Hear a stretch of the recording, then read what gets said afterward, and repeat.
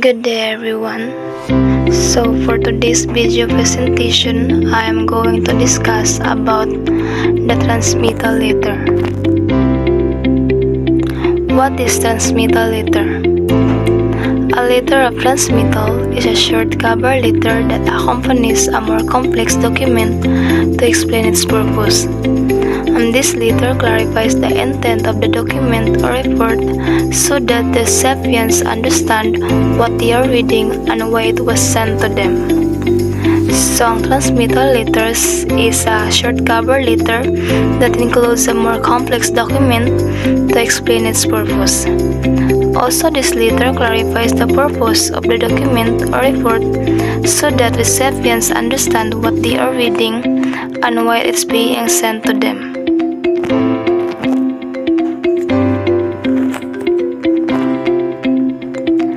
Transmittal letters also clarify requirements or instructions regarding the attached document and may include specific details and main points being made in the document. So, ang transmittal letters is also to clarify requirements or instructions regarding the attached document or to include specific details or the main points being made in the document.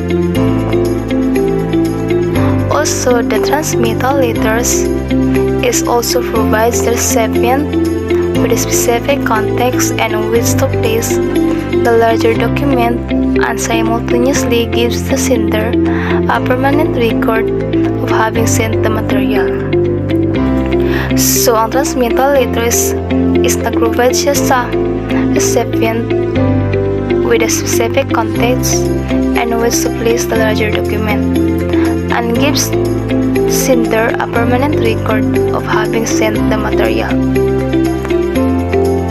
And the next is how are letters of transmittal used. So the letters of transmittal is paano nga ba siya ginagamit is first is when you need to explain requirements or instructions regarding an attached document. Second is when sending contracts or drafts that require review or approval. And the third is when you need to explain why an attached document should be read and considered. And the fourth is when important points of a document need emphasized. And the fifth is when a project has deviated from original plans. And when a task report reflects decisions made after a submitted proposal. And the seventh is when unanticipated challenges occurred pushing back a project. And the last but not the least is when a project yielded unexpected outcomes. So, let's proceed to the next. When to use a letter of transmittal. A letter of transmittal is normally used to communicate information and writing to recipients outside of your organization who are not fully involved in your project. Ang transmittal letters is generally used to convey information and writing to recipients outside your organization who are not fully involved in your project.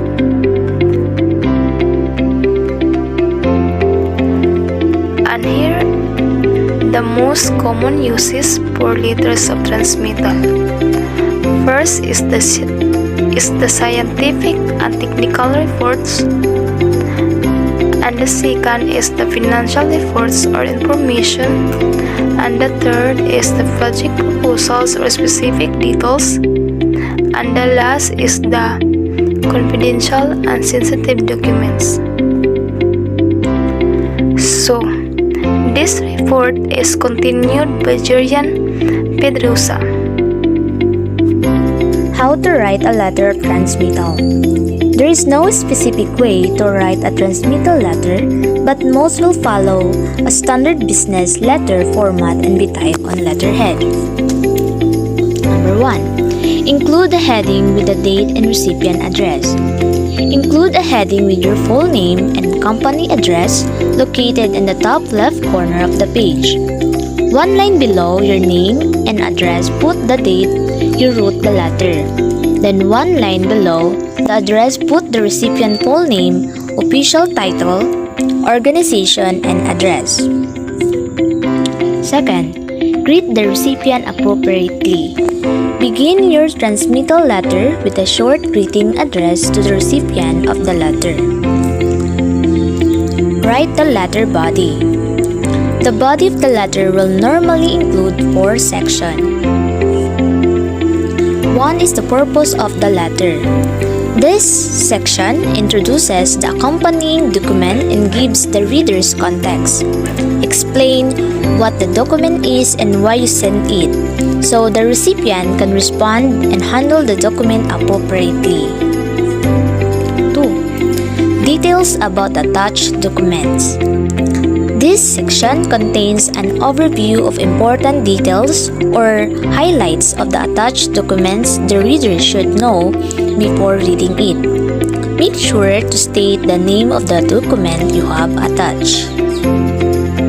Request for follow-up or further instruction.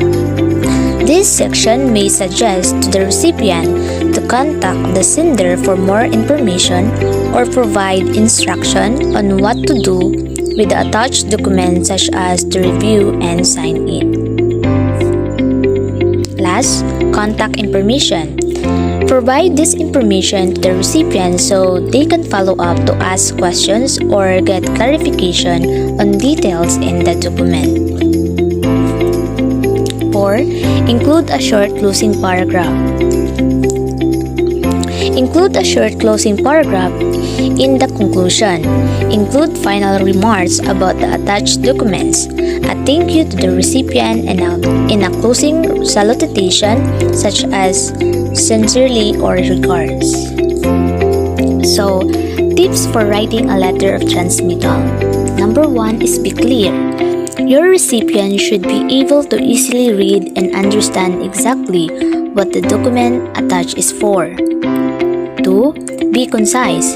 The purpose of a transmittal letter is to simply provide important information about the accompanying documents.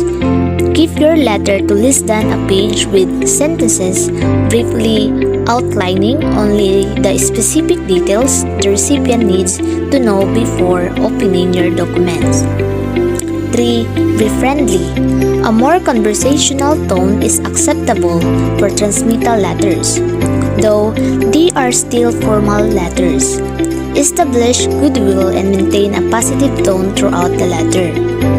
4th is send with documents. A letter of transmittal should be treated as a separate document, but always sent at the same time as the document it introduced. This will ensure the recipient knows exactly what document the letter is referring to because it is directly attached. Keep copy. Along with the original letter you mail or email to your recipient, keep a copy for your files in case you need it for future references. Proofread. Always proofread your letter before sending it. Check for errors and make sure you have communicated information clearly and fully. So here is the letter of transmittal template. So, in the left corner of the page, there is the heading. Next is the greetings, the body of the letter, and the closing paragraph that include the conclusion and the salutation, then follow up the signature and the sender name. So here is the example of transmittal letter.